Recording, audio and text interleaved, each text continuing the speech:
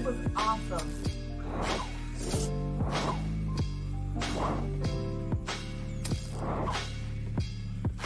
Thank you for tuning in.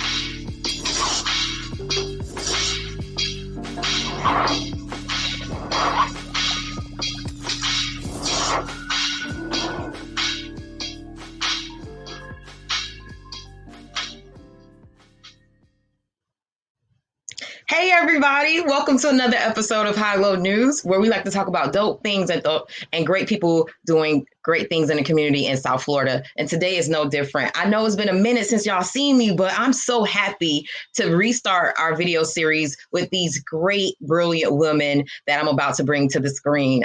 Today we're talking about an issue that we need to be talking about: vaccines, COVID-19, being safe and making sure the community, our community, Black people, people of color are safe.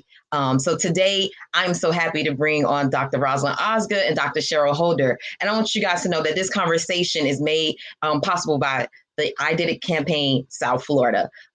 They're a great partner with us, and they're here to make sure that we get the information that we need about this vaccine. So without further ado, I'd like to bring Dr. Osgood and Dr. Holder to the screen. Hey, ladies. Hi. Hi, thank you so much for joining me today. How you guys doing? Good. Well, feeling good. That's good. You know what? I want to jump right in. I want the people to know who you are. If they've been under a rock, I know you guys. I know your work, but let's let them know who you are. Dr. Holder, we'll start with you. Tell us a little bit about your background.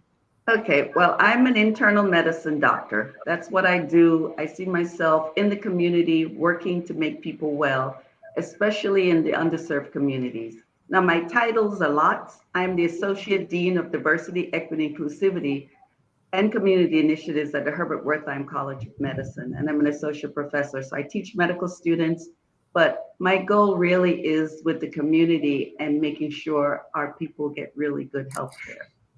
I love it. Black girl magic all the way. Dr. Osgood, tell us about your background. Certainly. First, thank you for having me today. And it is always an honor and very pleasurable to be in the presence of Dr. Holder, who does a lot of great work. So I am a native of Broward County, born and raised, and still live in the 33311. I have my professional training in public administration. I work as the president and CEO of the Mount Olive Development Corporation, a faith-based development corporation that's on the Sis-Trunk Quarter. I'm an associate minister at New Mount Olive Baptist Church, and I have the unique honor of serving the community as the chair of the Broward County School Board right now, and the president of the premier chapter of Alpha Kappa Alpha Sorority Incorporated, the Zeta Rho Omega chapter. So I work to support the other side of what Dr. Holder does. She deals with the science and the medicine. I deal with the spiritual elements, the cognitive elements, to try to make sure that our people are holistically healthy. I love that. Your resumes, both of you, are impressive. And I love that because we know there is intelligence coming behind this conversation. You guys are going to be able to handle the information that I just don't know, but the people need to know. And so, Dr. Holder, I wanted, this question is for both of you, but Dr. Holder, I'll start with you. Can you share with me your views on the COVID-19 virus and its effect on South Florida's Black community? Okay, the virus that causes COVID-19, I'll just do a little science, SARS coronavirus 2, and we call it it was 2019, it was developed, and that's how it got its name. And it causes a disease called COVID-19. So many people can get infected with the SARS coronavirus, with the infection with the virus, and you may not get the disease. So that's when we call you asymptomatic carrier. So this virus came up on us, probably came out of somewhere, probably from nature, because viruses are everywhere and our body is constantly fighting viruses. So this one jumped to be able to infect us. Because it's so new to the entire world population, that's why it became pandemic, because no one in this entire world had ever seen this virus. You can't fight something that your body has never been exposed to. So that's why we knew that everyone, if you get enough of this virus, you're going to get infected. Doesn't mean you're going to get sick, but you're going to be infected. And so that's when we found that people were getting infected. And then we saw how bad the infection was. And because so many people started getting very sick and dying, it became an astronomical problem for the entire world. Had this virus been like a regular little virus, everybody would have sneezed, run their nose, and it's okay. But how can we as a society have an infection go through all the people in this world and kill so many people and not fight back? And that's what we're doing, we're fighting back. I love that. Dr. Osgood, you have a different perspective being a community leader, a school board member, a spiritual leader, as you said. What has been your views on the effects of COVID-19 in the Black community? What have you seen happening? So I've seen a lot. I'm also the mother of 3 millennials who are very opinionated and have very different worldviews. And it has really impacted our community. I was reading something on yesterday that was talking about how the population of 45 years and younger, Black people make up 35% of that population of 45 and younger in Broward County, but they make up 70% of the 45 and under deaths to COVID. So I see this dichotomy where I see the older population who actually is faring better because a lot of them have begun to get vaccinated. But then I see the younger population, and being a mom of millennials, I'm very concerned. My sons work out. They are physically healthy as far as we know.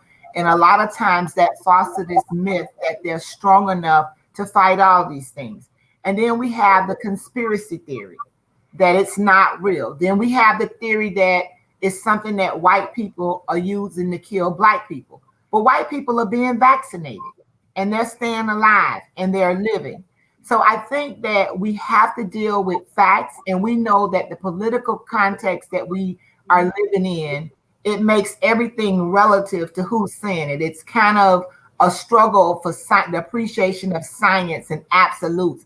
There was a time, Dr. Holder, where data and doctors were trusted when they say things. Yeah. Now we have made everybody suspect.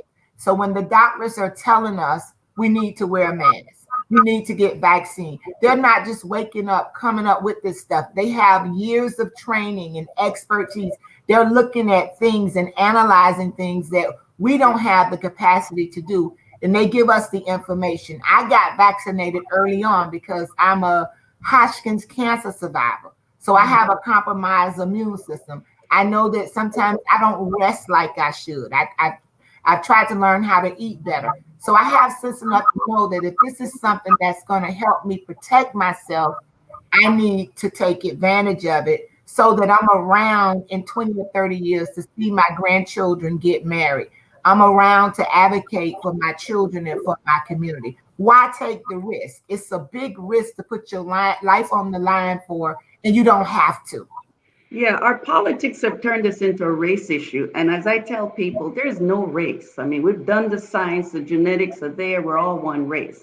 So why is it that we see people who we say Black and brown are showing up more and dying more? It's not our pigment. What it comes down to is that hundreds of years of oppression from a system that has been racialized has left people that we call Black with poor health care, living conditions that when a virus that's floating in the air that passes from one human to another human is in your environment, you're more likely to get it. In medicine, the dose is the poison when something is floating in the air. So if you're around a whole lot of people with this virus that's spewing out of their breathing, and when they cough, you're close enough, you're more likely to get it. So which people tend to work in environments where there are a lot of people and you're out? Black folks. Which people live in small homes with multi-generational? Poorer people. In our society, that's the Black folks. So we're seeing a lot of this, not that we're genetically different, but we don't have the socioeconomic protection. So I can lock up and work on my internet, and have a beautiful 3,000 square feet around me. So mom can isolate in her room and somebody can be in the basement and not get infected. So this is what's happening. And so because we have politicized this and made this a racial issue where people feel I'm strong and I don't have to do this in the government, and forget that this is not about race, it's just about human body, and a virus will get you.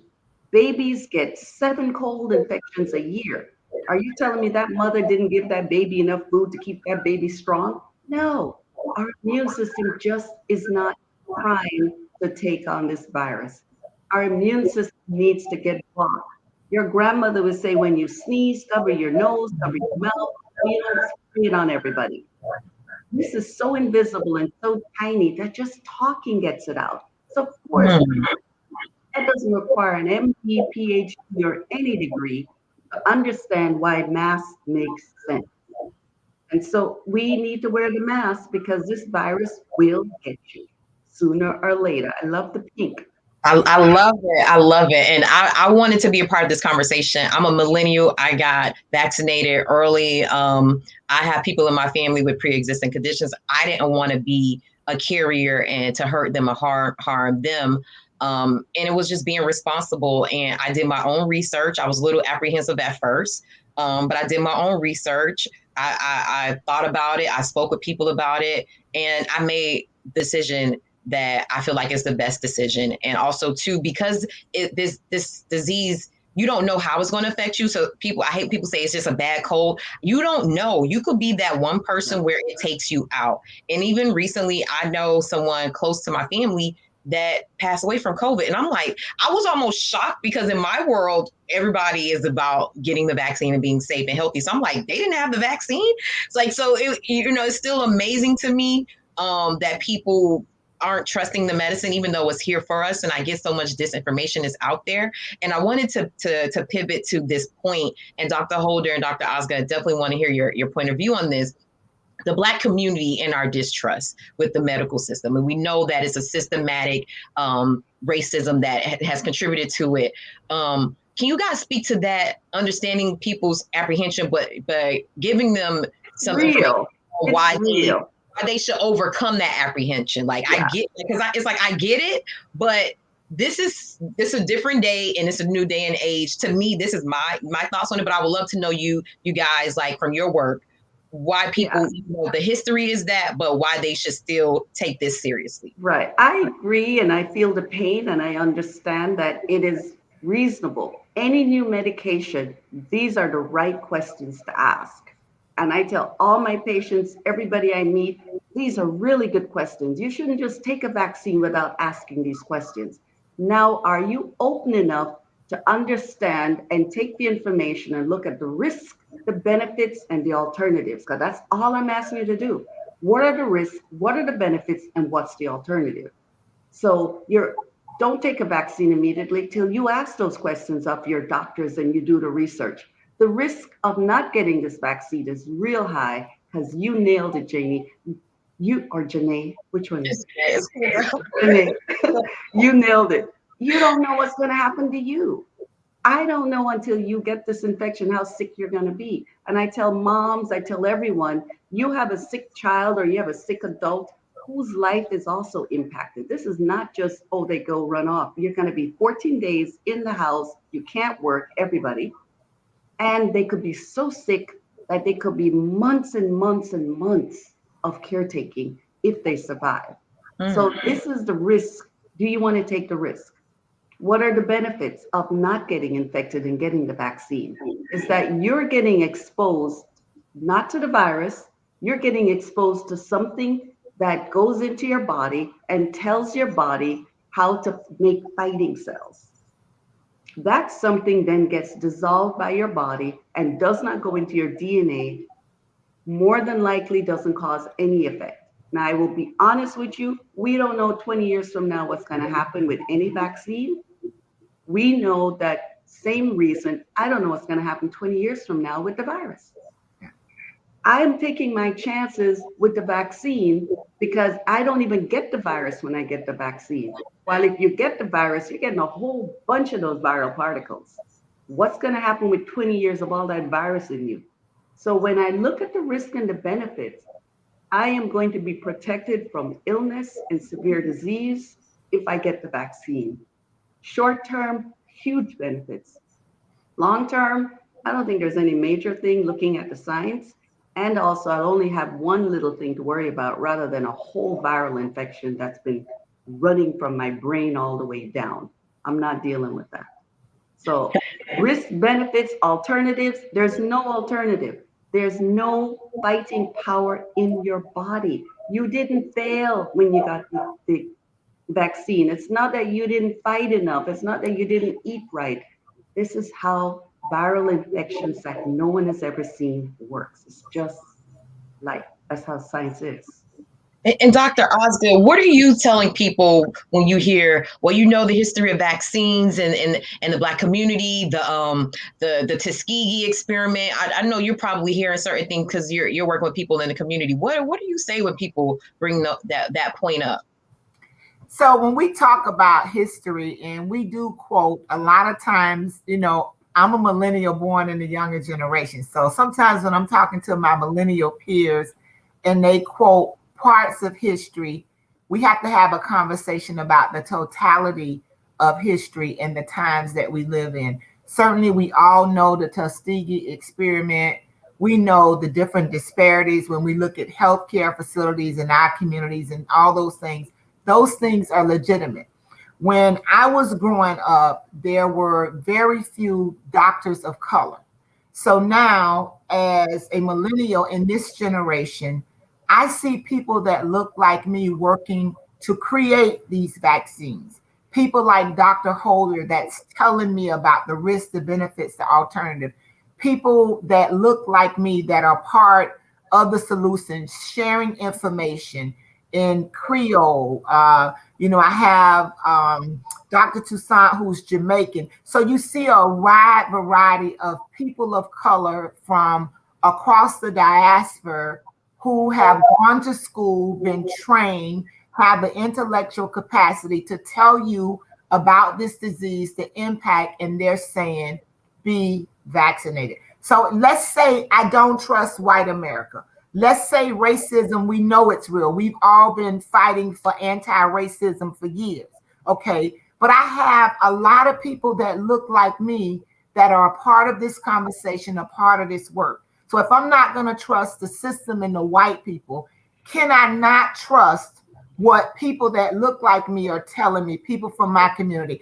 A lot of times I say to people in my community, okay, trust me, I got the vaccine. I got it because I want to stay alive.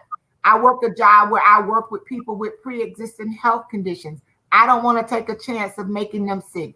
I have an 86-year-old granddad that I have to help take care of sometimes. I don't want to take something in and make him sick, and then it's if I coulda, woulda. So at some point, we have to trust somebody. We can't just live our life not trusting. Trust the pastor.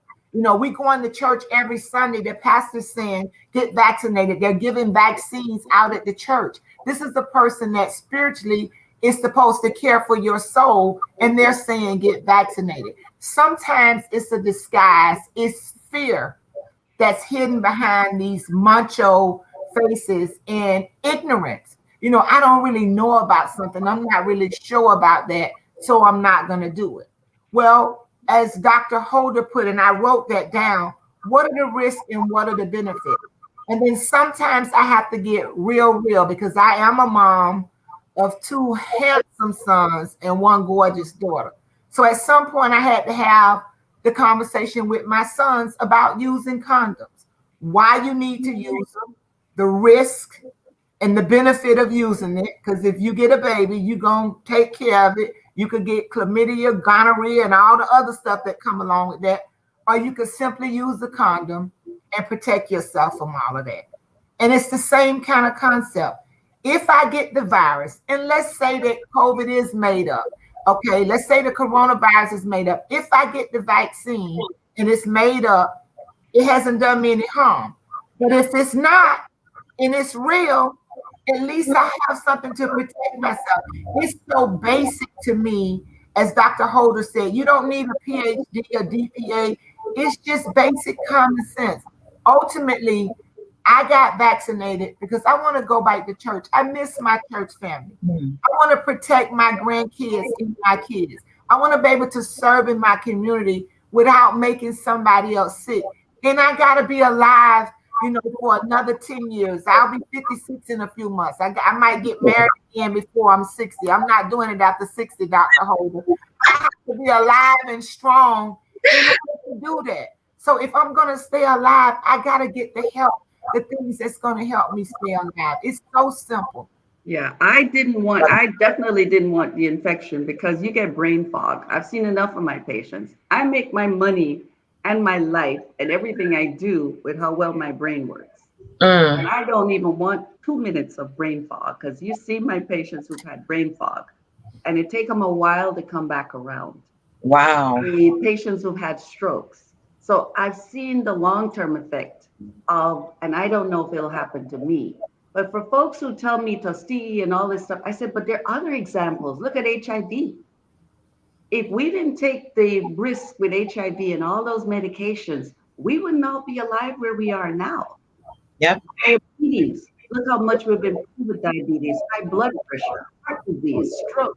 We've improved. So we've demonstrated that, yes, there are diseases that you have to trust the science and trust the medicine and move forward.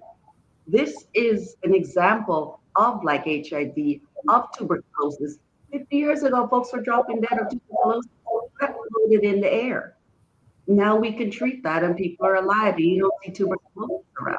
So there are always examples of showing where we have moved forward as a society.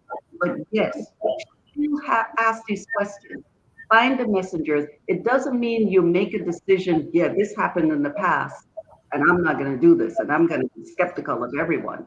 It happened in the past, stay awake, learn from it, and then use that information to make better decisions because there's so many examples of how medicine have saved lives. And I've participated in the HIV world for 30 years, and I remember my patients were dying. Yeah. And now I have folks 30 years with infection, and that's the science.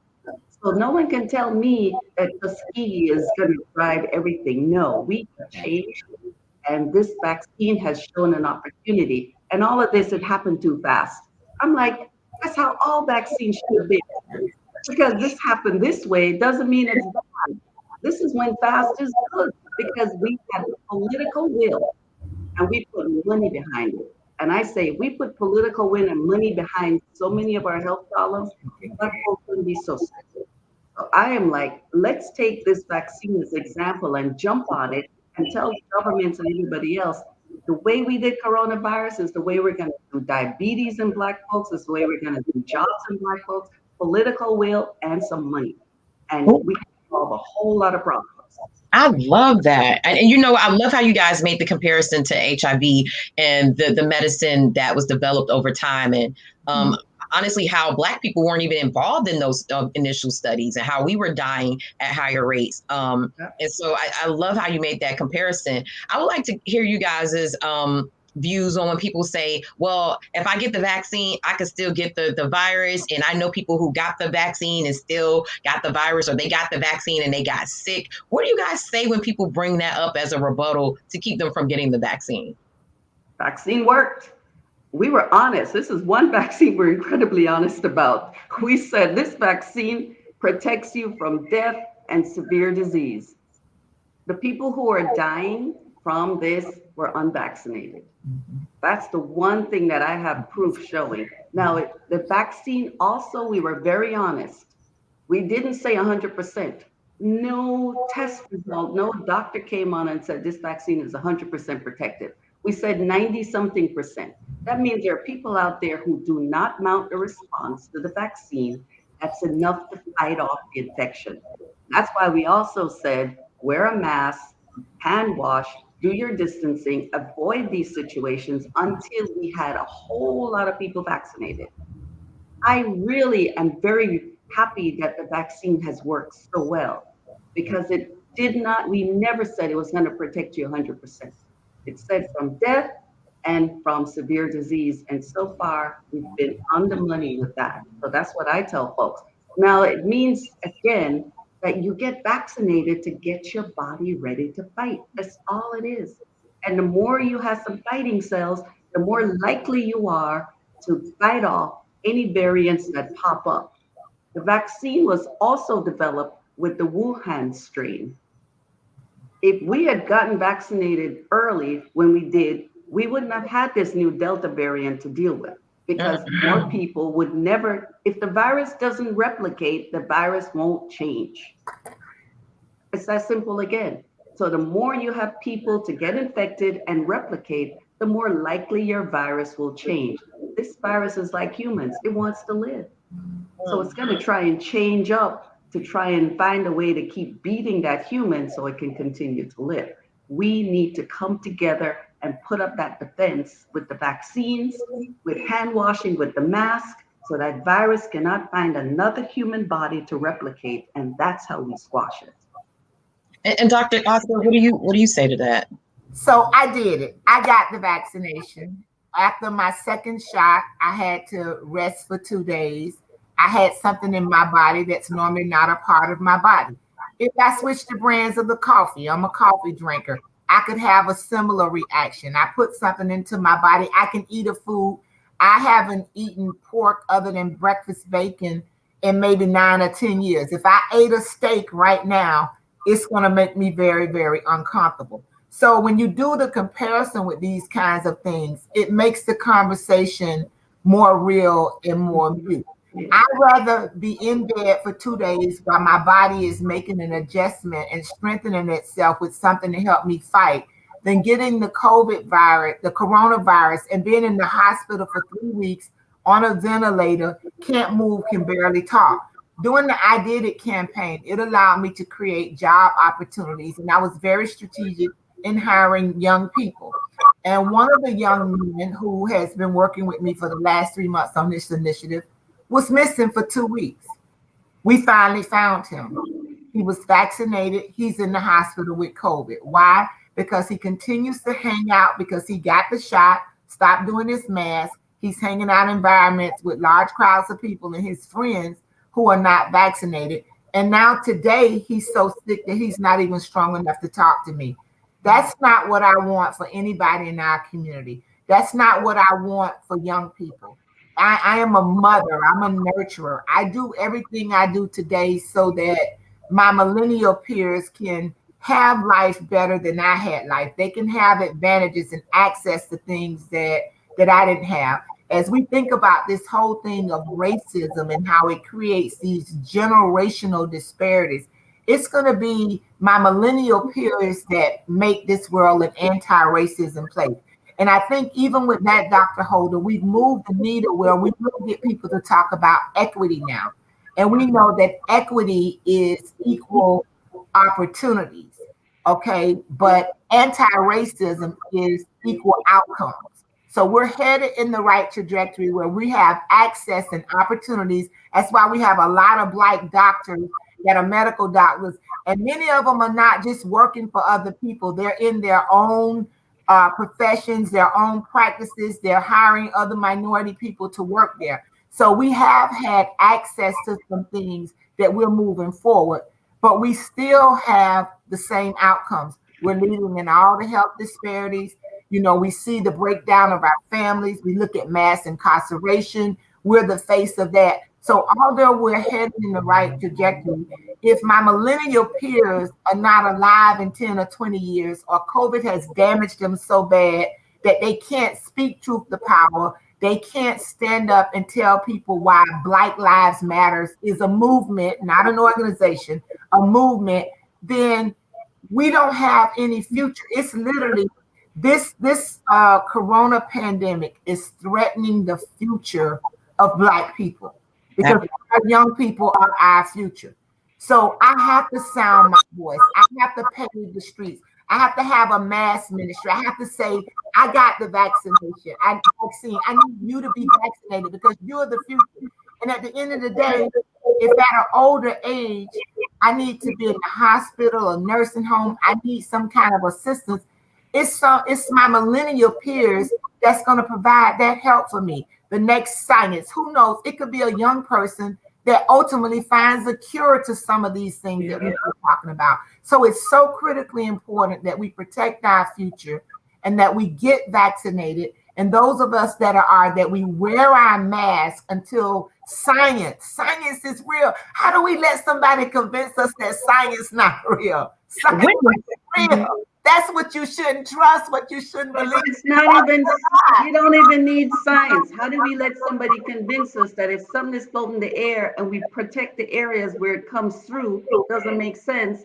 You know they've done a mind job on you. Yeah. I can understand when you tell me vaccine, but I don't get the mask. I said, come on, don't fall for the trick. Who was I used to say, the hokey dokey? Don't fall for that. Dr. Holder, how would you answer? Because I was approached with this yesterday in the decision with the school board, and it is something I've been thinking about. One of the parents said that the mask has bacteria and particles, and she said it was some research to show how the mask break out the kids and help mess up their breathing. The mask, if it's not proper fitting, can be uncomfortable, and the irritation on the skin can break out acne. We tell folks, if you're using those surgical masks, you throw them away and use another one.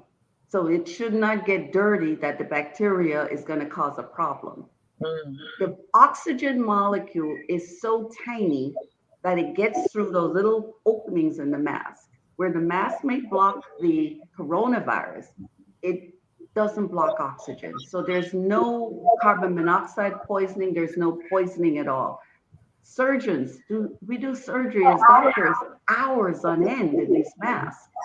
Now, why you will see more bacteria buildup is when the masks are being reused improperly and they should be disposed of, or the cloth mask is not being washed and they should be washed gently and put in the sun to dry, so you're not messing with the fibers. So much of the bacterial problem that could be at risk, it's when they're not used properly.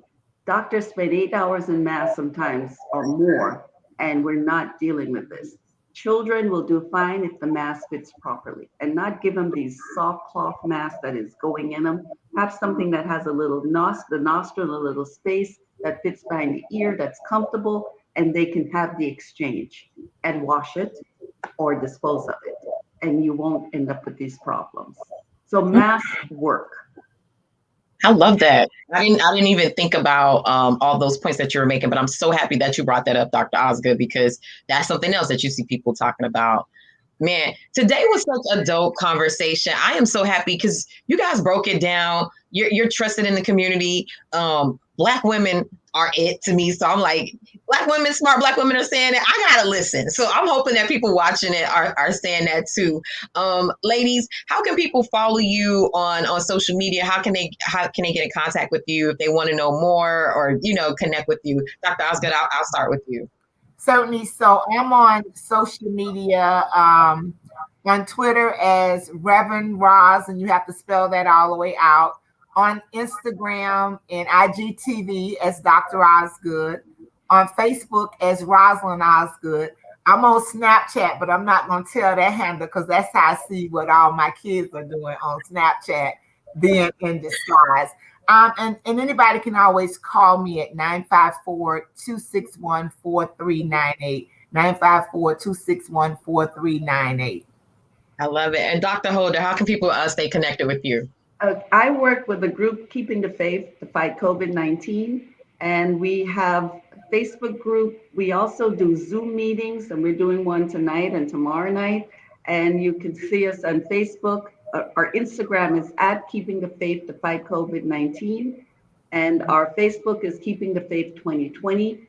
And you can just Google that, you'll find it. And we have a YouTube channel also, Keeping the Faith 2020. And that keeps us up to date with what we're doing. Come on, call us, send us the DM through us, and we'll contact you and give you feedback. We have nurses, we have doctors ready to give you proper information so you can do the analysis. You got to come with an open mind to that risk, benefits, and alternative, and then you reason it through why you're going to take that vaccine.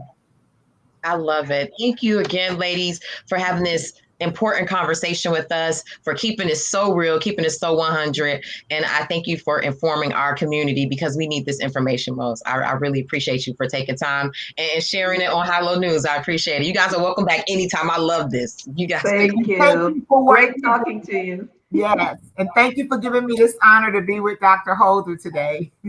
Awesome. Thank you, ladies. Thank you. Y'all, that was dope.